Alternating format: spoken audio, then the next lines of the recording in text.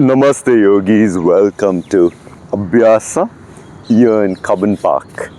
Let's begin by just closing our eyes and setting our intention for the coming practice.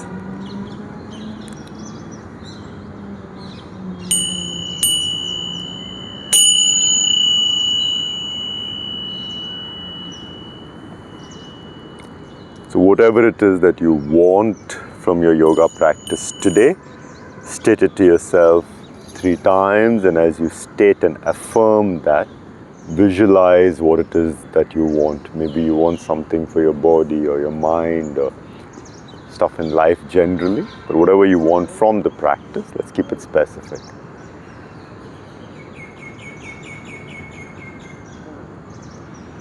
Beautiful. Once you see the mountain top, then you can start the trek up. And to start the trek up, we first need to shake off what doesn't serve us. Just trying to move the body.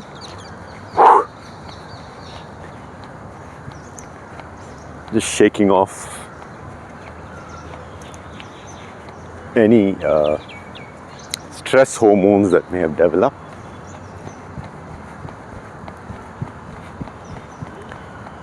It's one of the most enjoyable movements. Starting to now stretch, so go all the way up, reach up,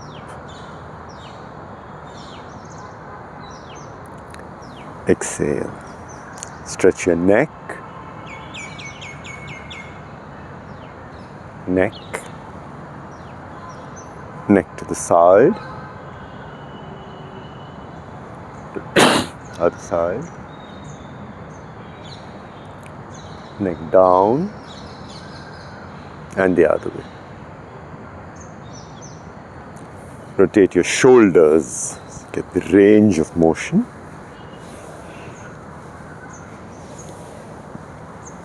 Reverse.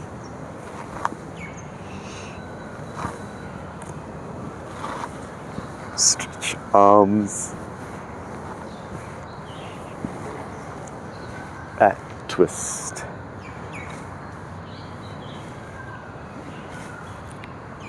Up and up.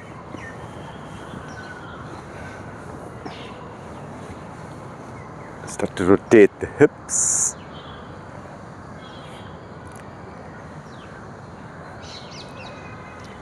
Reverse.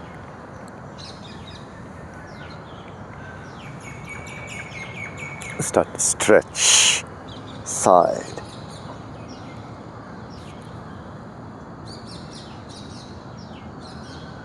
Change outside.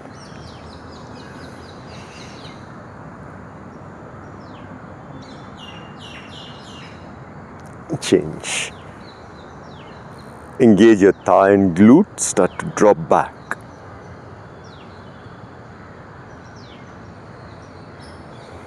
Drop forwards, lean over, just letting the body drop.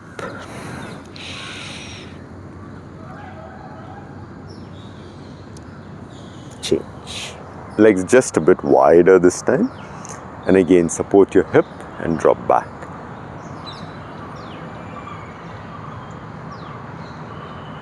Change. Legs are really wide. Twist. Twist. Trying to pulse. Now drop to one side. Change to the other.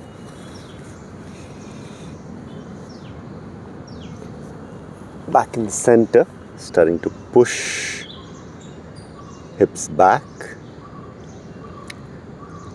Stretch the hamstrings this way. The hip flexor.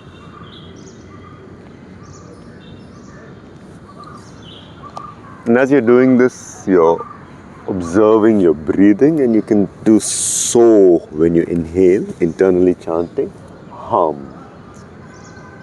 The whole day we are stuck in our head, and at least during our practice that incorporates the body, let's try and stay with the body. If nothing else, just challenge yourself. How long can I stay present? You don't need to get good at any of this. You just need to be present with all of this. It's not normal for us to be focused the whole hour. We find that long-term meditators, when they're asked to focus on something for even half a minute, the MRIs show, fMRI, a functional magnetic resonance imaging, shows that even they are losing focus. But what they're really good at, and what training does for all of us, is we are able to refocus. So currently, I may constantly lose my focus. What I need to train is to be able to refocus, to catch when I'm lost in thought, and then come back to watch my breath. And keep doing Soham, and even as you're doing Soham, suddenly you'll go back to your college days or any such future plans. But then you keep coming back, and that's the real crux of the Abhyasa. It's a training in focus.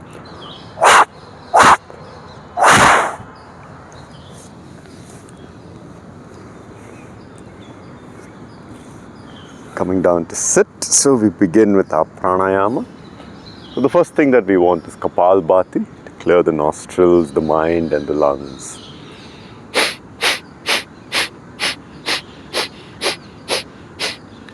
The other side.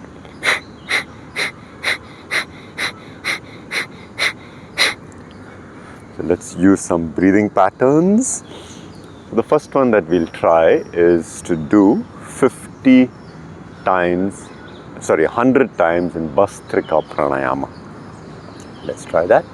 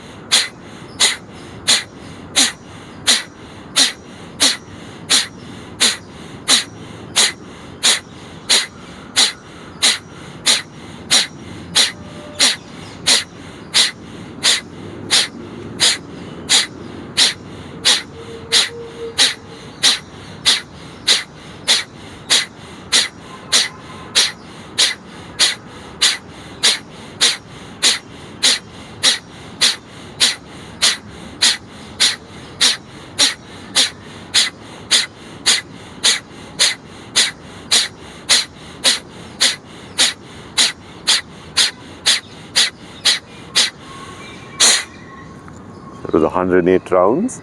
In modern breath work, there are three things. One is, of course, conscious connected breath. The second one is box breathing. And the third one we'll do together in the end. So let's begin with box breathing. Usually done for about 6 to 8 seconds. Inhale, say 6 to 8 holding, 6 to 8 exhaling, and 6 to 8 holding out. We are trying to do 19 to 20 seconds, 1 Om. Been training it all along. So when the Om begins, we're going to inhale the first of the 4 sides of the box. Inhale.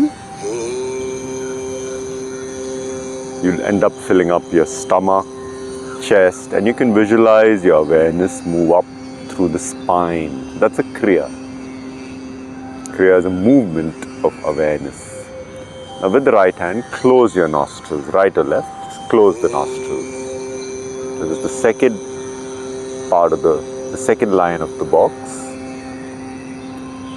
When you're holding your breath, you can focus your eyes at the eyebrow center, called Shambhavi Mudra. For the third line of the box, the third Om, we start to exhale. Now this is a challenge to exhale really slow. Your ability, slowly exhale. That's your carbon dioxide exhalation or removal rate is slow. And finally, again close the nostrils, holding the breath out. That's the fourth part of the box. And as you do this, your eyes are focused with Shambhavi. You can also roll your tongue up through all this practice into Kechri Mudra. Let's do the second round. Inhale.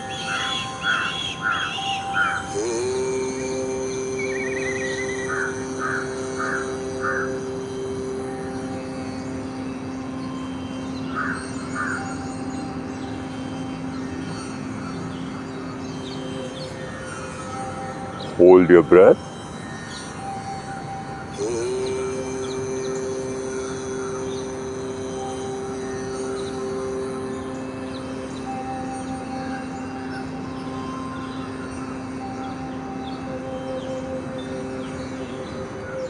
Exhale.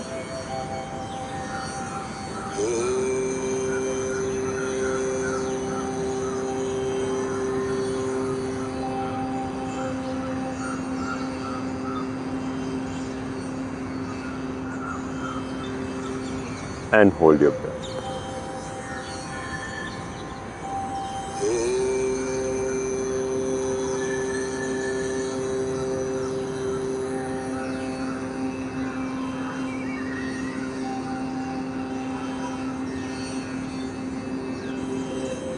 Sama pranayama or box breathing.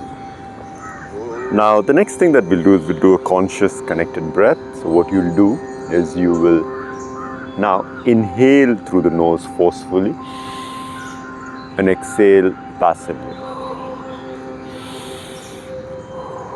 through the mouth. Yes, let's do 30 of these, and when you exhale on the 30th time, then hold the breath out of the body for 30 seconds. So 30 times forceful inhale through the nose, passive exhale through the mouth, and on the last time you continue to hold the breath out of the body for 30 seconds, and then you breathe in. Let's try that.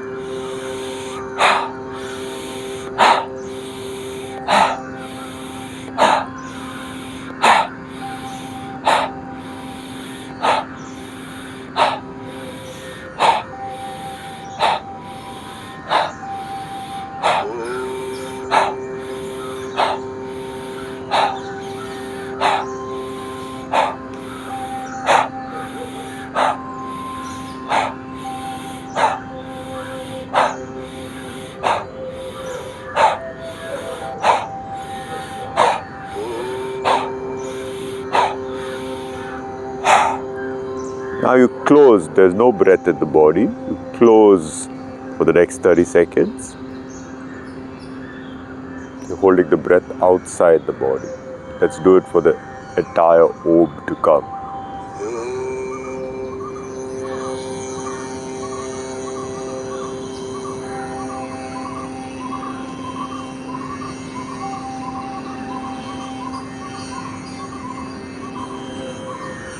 Now you inhale, back to normal breathing. This will get better and better. This is the fundamental part of the Wim Hof breathing. It's actually two more from the Tibetan tradition. Because you inhale forcefully and exhale through the mouth passively, it triggers, you feel a little bit of heat perhaps. It triggers the adrenaline to kick in. And then when you hold the breath out, you're training a breath hold. Friends, it's very interesting because even for people for whom the amygdala is missing, which means they have no fear perception at all, so whether it's a snake or a building, they don't have any fear at all. But when they are given carbon dioxide rich air, they get fearful. So this means that fear at a very existential, or rather at a very essential level, is beneath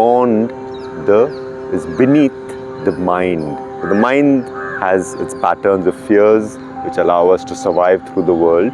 Even when that is taken out, when you take in air that is high in carbon dioxide, people spring to life. They get into their panic response.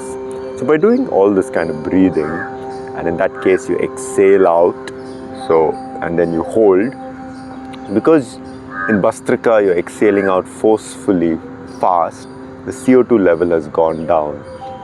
And like this, when you change the CO2 levels up and down, the body gets into a panic state. By managing yourself through this panic state, the next time in life when you have a deadline or family pressure or any such thing, you'll be able to cope with it because your body's been trained to be calm through that panic state. This is very important, friends. The next thing that we want to do is Anulom Vilom Pranayama. So your hand in Vishnu Mudra, block the right nostril. Let's do 3 rounds of Anulom Vilom. Inhale through the left.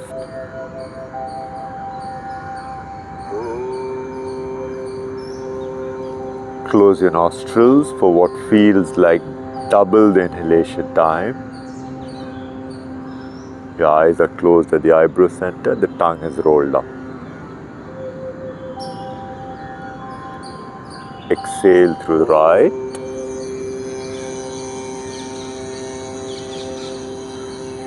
It should last sort of double the inhalation time, so the same time that you held the breath, and then close the nostrils with the breath out just for a moment.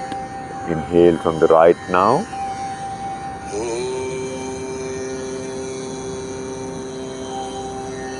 Close nostrils, hold the breath in.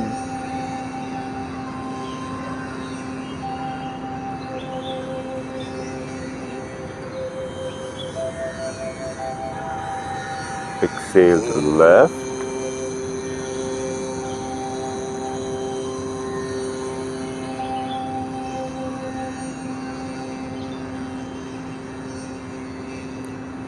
Close nostrils. Inhale through the left for the second round.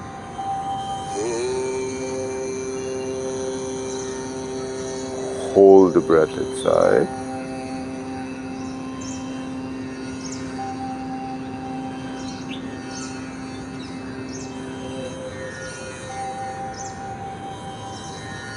Exhale through the right.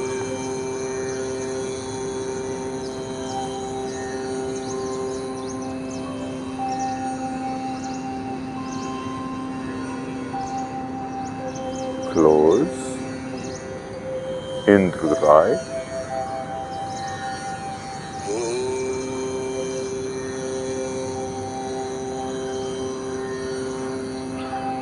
Hold in.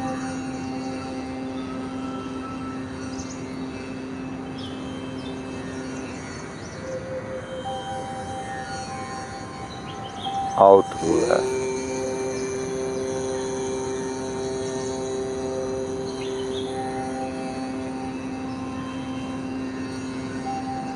Close. We'll do a third round. We're giving a lot of importance to Anulom Vilom because it balances, inhale through the left, balances the mental and the physical sides. We call them Ida Pingala, the sympathetic, parasympathetic, the yin yang.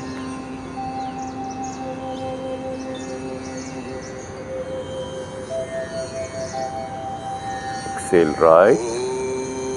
You know it, so keep practicing.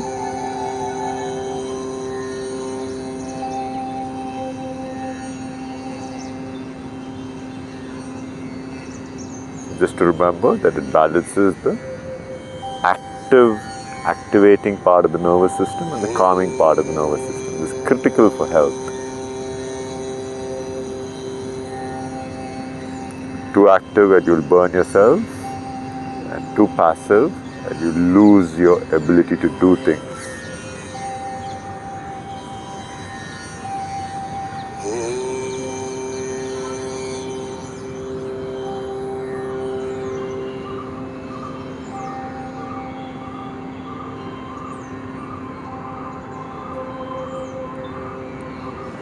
The last breathing technique that we'll do is what is seen to be the most calming breathing technique, much more than anything else. So what we'll do here is we'll take in a deep inhalation through the nose, long. After that, take a second inhalation through the nose, short and quick, and then sigh out through the mouth. Okay? So I'll show you what that looks like. This has the biggest impact on calming the nervous system. So you can do this multiple times during the day. If you remember as a kid, or when you cry, even now if you cry, if you sob, that's how you sob, because the body knows how to calm itself. So let's try that. We'll do one more inhale and then let's try that 3 times, friends.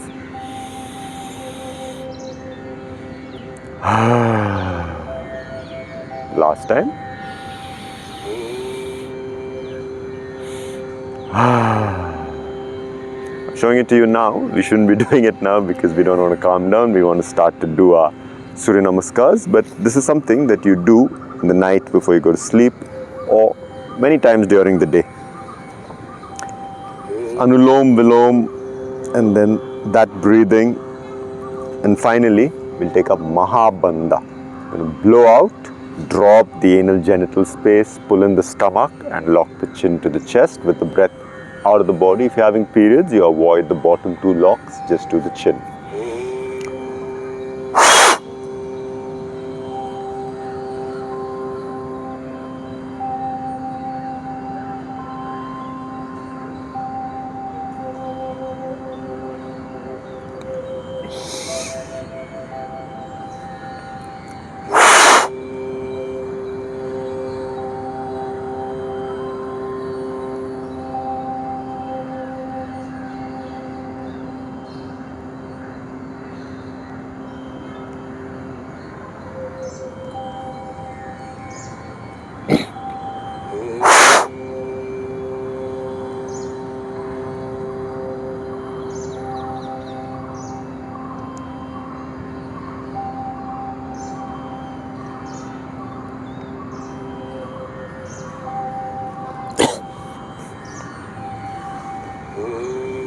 Coming up for Anulom Vilom Pranayam. Blow out and then move the stomach in and out.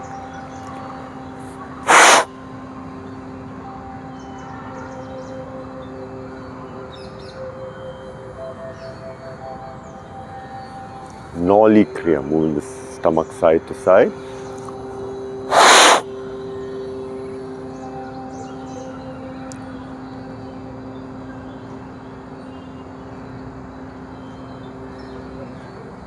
Go the other way.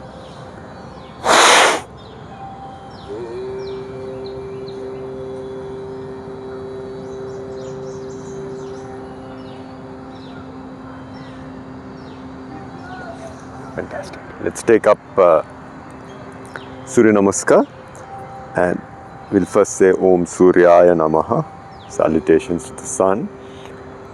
Om Suryaya Namah. Very simple movements. Do 11 rounds. Inhale. And as you inhale, dig your heels into the ground, stretch your fingertips. Somehow your stomach wants to stretch. Exhale, pull up your kneecaps. Engage your thighs so your hamstrings will stretch.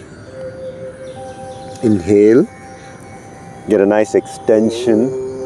Start to look up. Exhale. So now start to pull in the core, drop down. Inhale, push your shoulder blades down. We call it retraction. Retract your shoulder blades, engage your lower back. Exhale. Check if you engage your kneecaps, therefore contracting your thighs a bit. Your hamstrings can stretch more. Eventually your calves also stretch beautifully. See if you can lift your toes up. That will give a better stretch to the calf, and it can start to go lower. The heels can start to go lower. Now push the floor away from you with your hands. Yes, so don't crunch up your shoulders. I want you to try and see whether you can create more space so your neck is relaxed. It's not caught up. So see what happens when you extend your shoulder blades wide, bring the shoulder blades closer in together. Inhale, bring the right leg in the front, start to look up. Exhale. Getting a bit more rhythm. So, hum. So, hum. Drop down. So, hum. So, hum. So, hum. So, hum. Drop. So, hum. So, hum.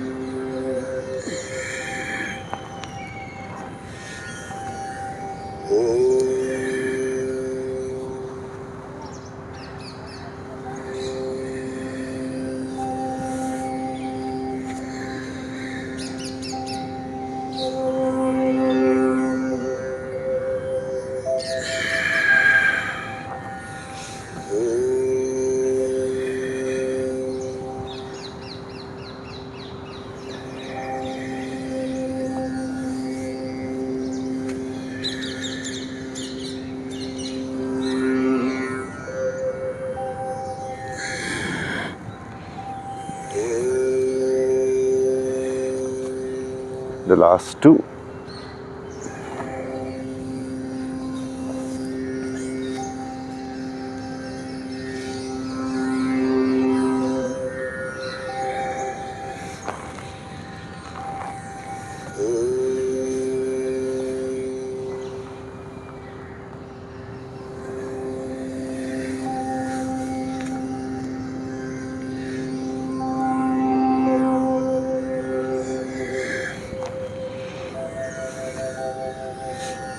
Now we'll start to take up certain postures in a vinyasa. So a simple Virabhadra to a warrior. Starting to express the body and express it through warrior one. So continue to be focused. Whenever you find your mind is going elsewhere, you refocus it. So, we'll take Ardha Chandrasana.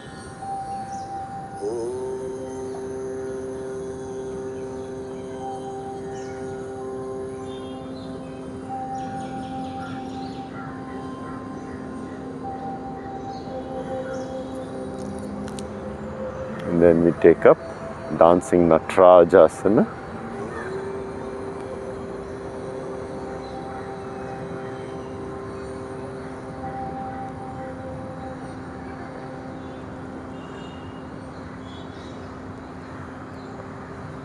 Take up Vrikshasana.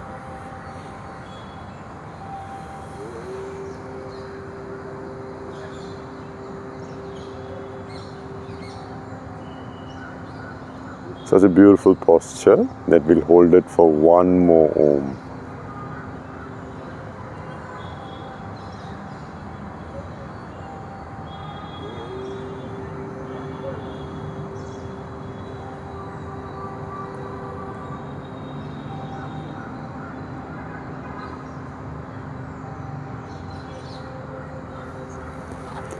We do a twist.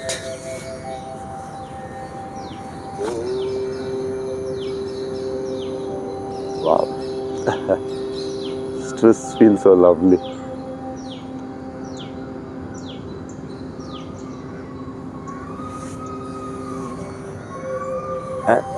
Yeah.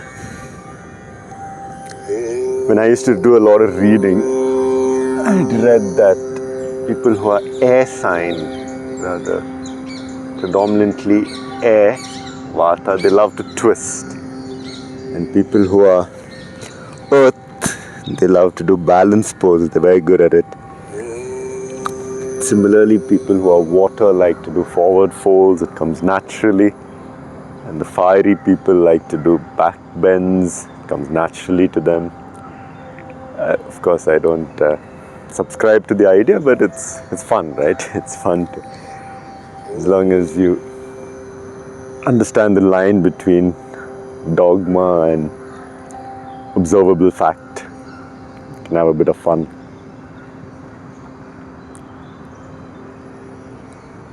We take up Ardha Chandrasana.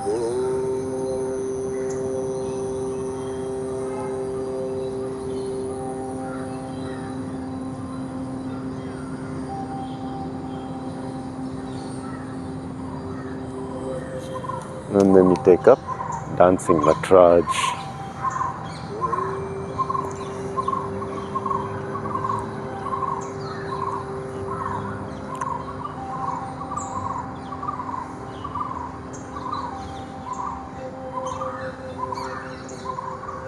So bring you to Vrikshasana.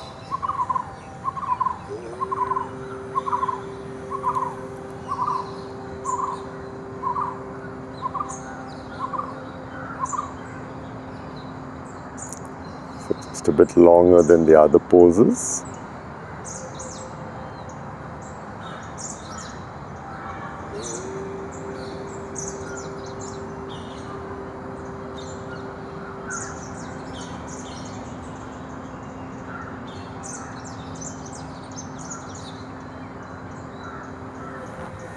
Twist.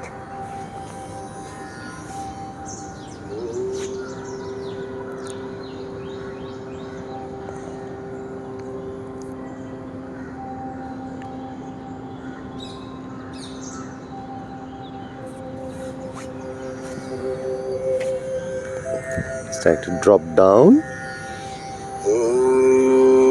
Inhale. Exhale. Take a little bit of time in Parvatasana. Slow, deep breathing.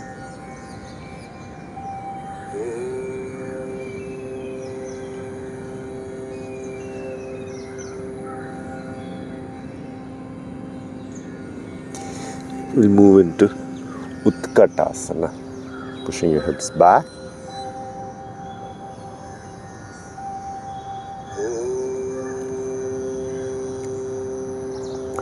So just to see that your knees don't cross your toes, but yet your hips have gone back and you've somehow freed up your spine. Very beautiful. Postures like this, Natarajasana or Goddess, you don't do in day-to-day life, and therefore it's nice to bring in that expression.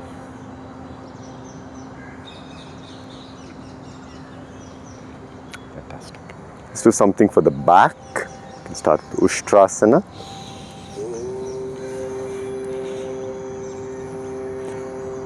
Stretching the back.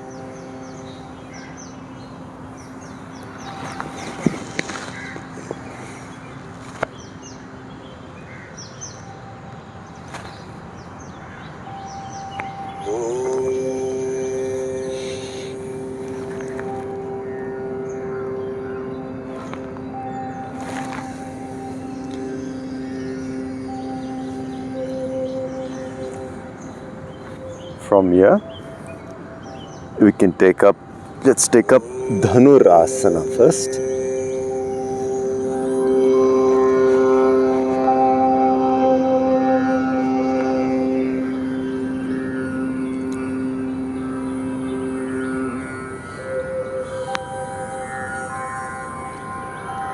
Take up Sarpasana. So first dig your pubic bone into the floor.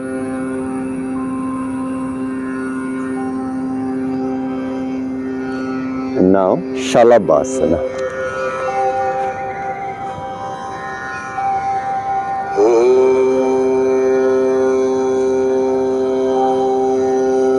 Pushing your legs up.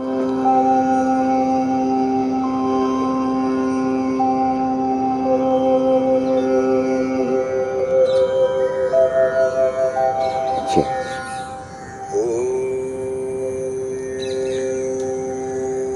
We'll now get ready for Chakrasana by beginning with Setubandh.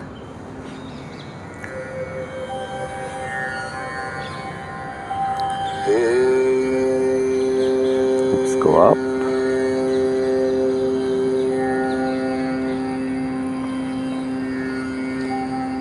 Taking your hands back for Chakrasana. Dig your heels in, brace your core, brace your back.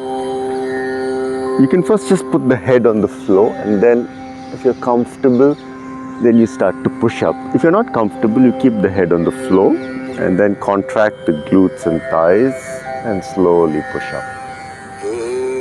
Coming back down, Pavan Muktasana. And then you'll move into Naukasana.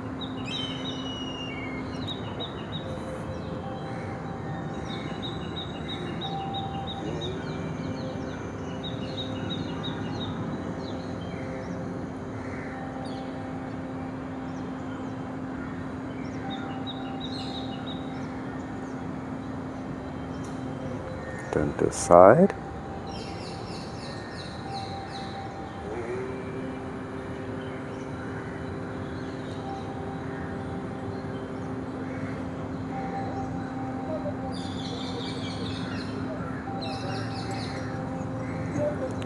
The other side, so Kati Naukasana.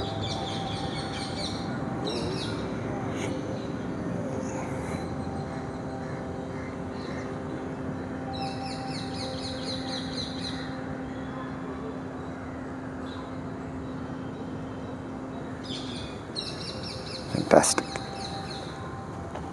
You can also stretch your legs here.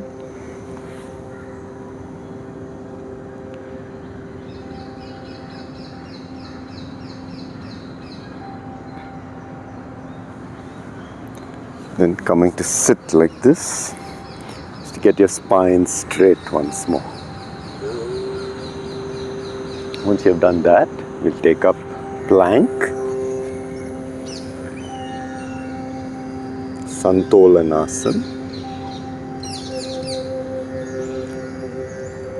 Slow breathing.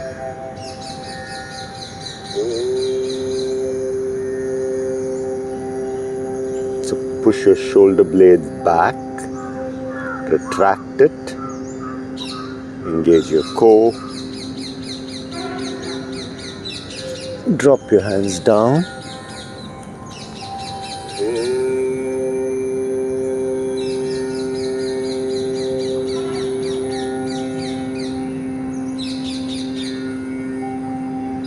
Again, retract your shoulders, shoulder blades, bring them closer together. Pull in your core, push your heels back. Wow, you can see a small ant. Such a beautiful thing to be in nature, because the whole day I'm stuck in my own head, and at the most I have a lot of my focus on the human story, on the wars, on this and that, and I assume that the world is just human-centric. There's so much out in nature that has never heard of these wars and is still alive and part of our planet. It's a great reminder that the stories we tell ourselves, however important they are minute in the cosmos. We go up into Shirshasana.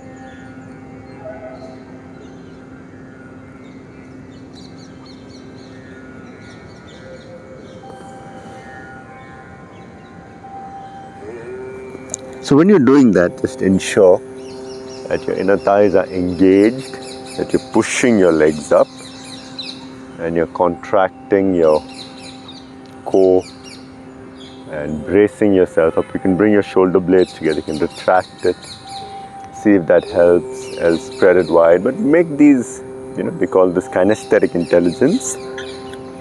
Engage the glutes, see what all you have to do to be in that position. Don't just push up and hope to hold yourself there. Bring your intelligence into it and not leave it to chance, because chance leads to injury and kinesthetic intelligence leads to an exploration of your body mind. Going up. Sarvangasana. Just letting the blood flow down to the brain, letting the lymph drain away. The best things you can do for the immune system.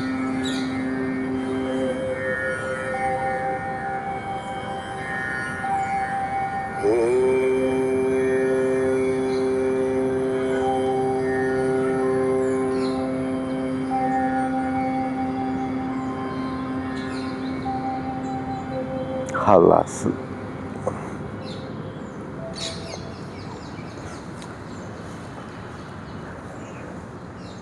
Dropping back.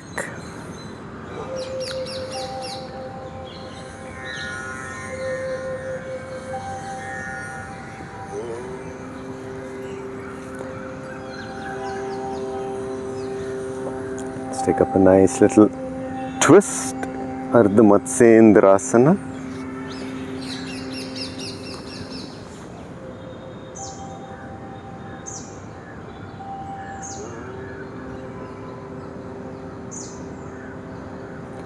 change to the other side.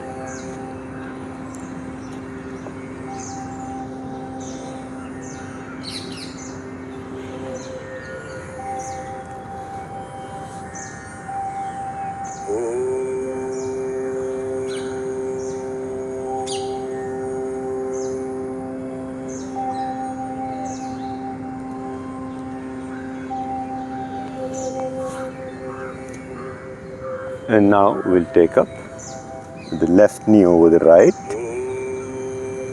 right hand up for Gomukhasana.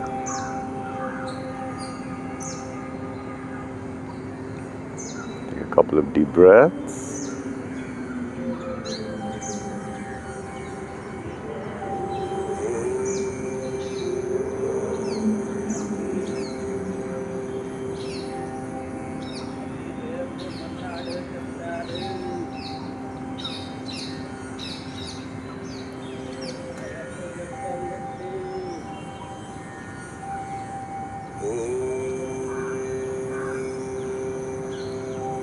The other side.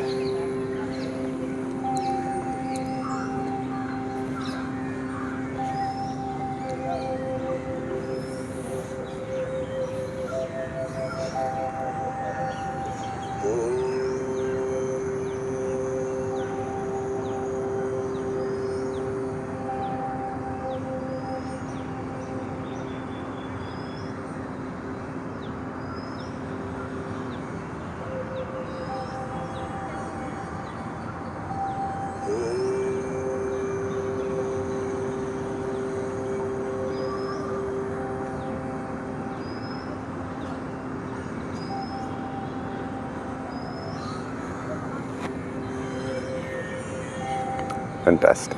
Just lay back in Shavasana.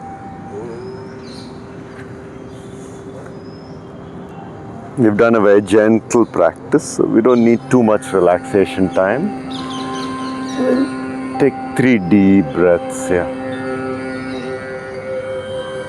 Let each breath be as long as an Om. Inhale and exhale during one Om.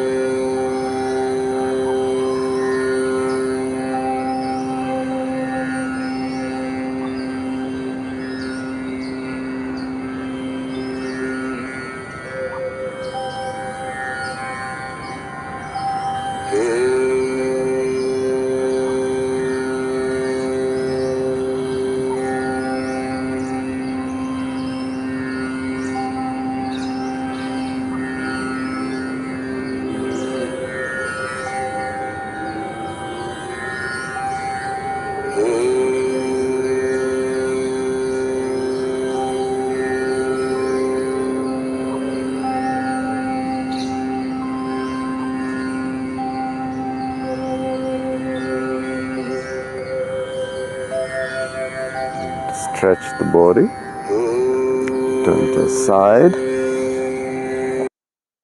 coming up to sit.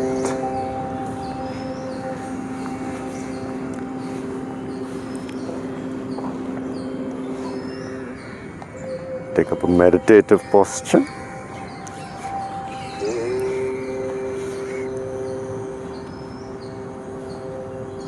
So it can be anything, just a cross-legged, sit on a cushion. I like Siddhasana because one heel gets pressed on the anal genital space, that keeps my spine straight. The other heel's on top of this. You can choose the hands to be like this or like this, wherever. If you feel you need more support, this is good. If you feel you've got the strength to sit straight, that's better. Typically you take off all the, like your rings and so on and so forth. The eyes close at the eyebrow center, the tongue rolls up.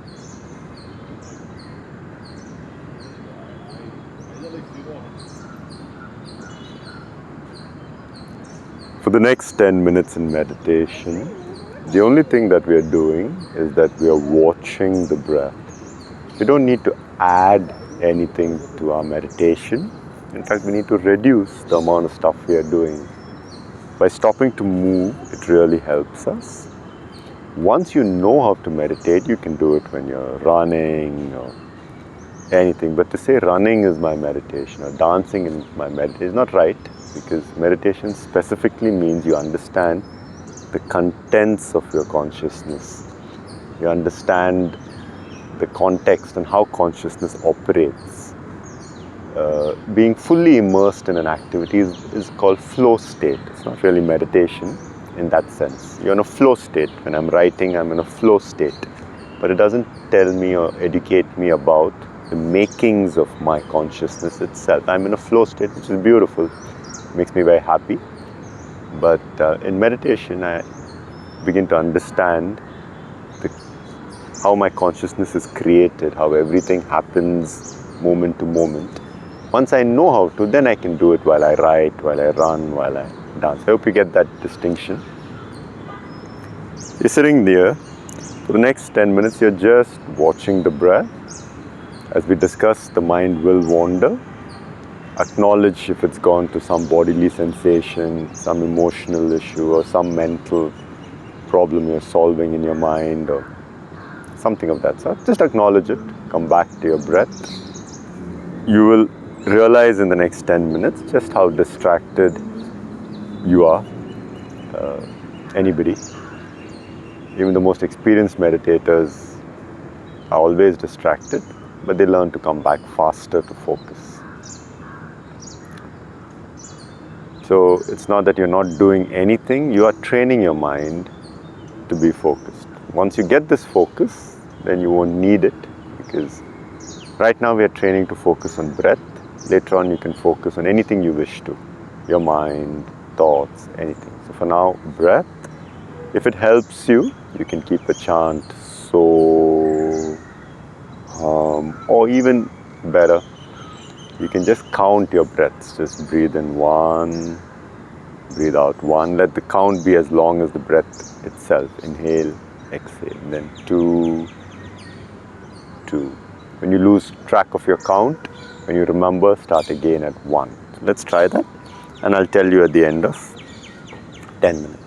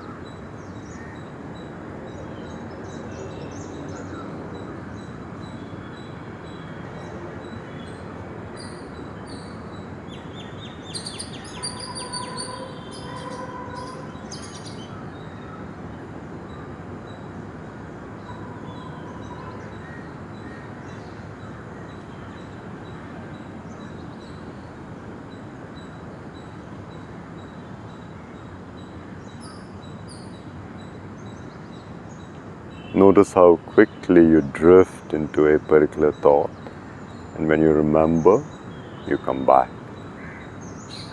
Now sometimes these thoughts are pleasant and they are exaggerated versions of something that happened in the past projected into the future.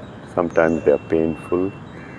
Studies show that even if they are pleasant or painful, a wandering mind can never be happy. It's an unhappy mind because the biggest marker, this is what people say, of them feeling a sense of happiness and contentment is when they are fully engaged in what they do. So to reiterate the point, I may be fully engaged in my run and that leads me to a state of happiness, but that doesn't give me a deeper insight into my being. But if I can do this process of meditation, and I can fully immerse in my run if I know how to meditate and also get deep insights into my being while doing that. So first, keep coming back to your breath.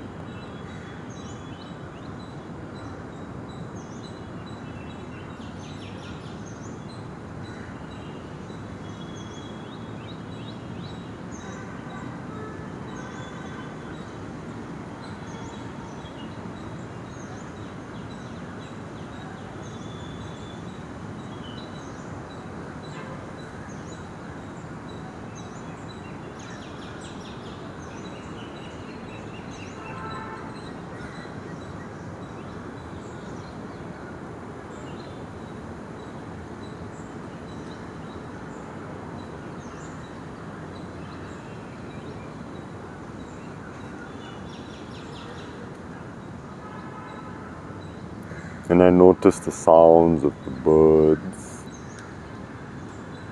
And I ask myself, where are these?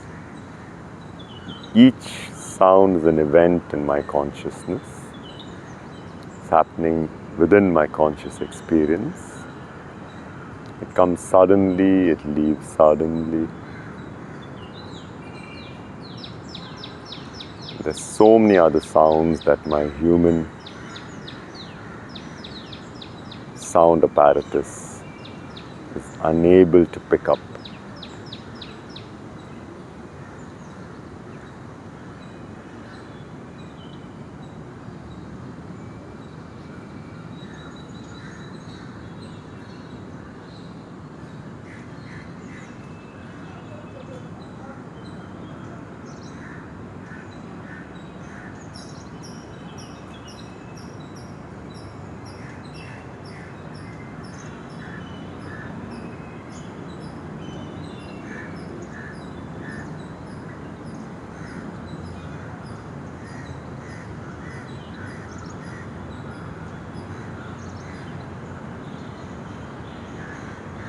The last 1 minute.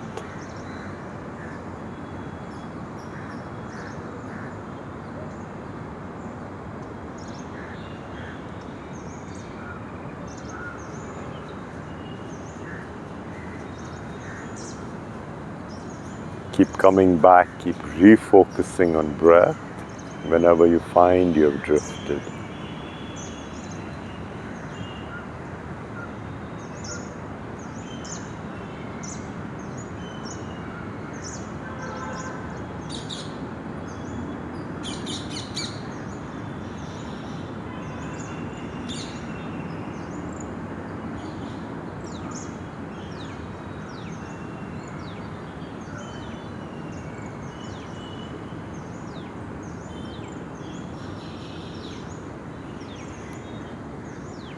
A couple of months ago, I was researching, practicing, and designing a meditation teacher training course.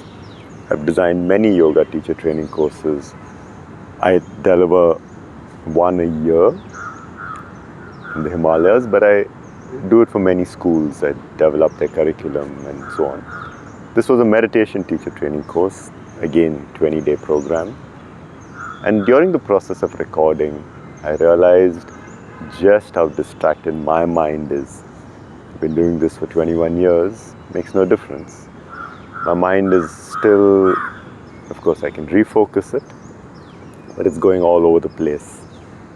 And it's very important to acknowledge how our mind does these so many different things, and these things we call as ourselves. We'll explore more of this in the coming weeks. But so today we were sitting for about 7 minutes, 6 to 7 minutes. Try and do this on a daily basis.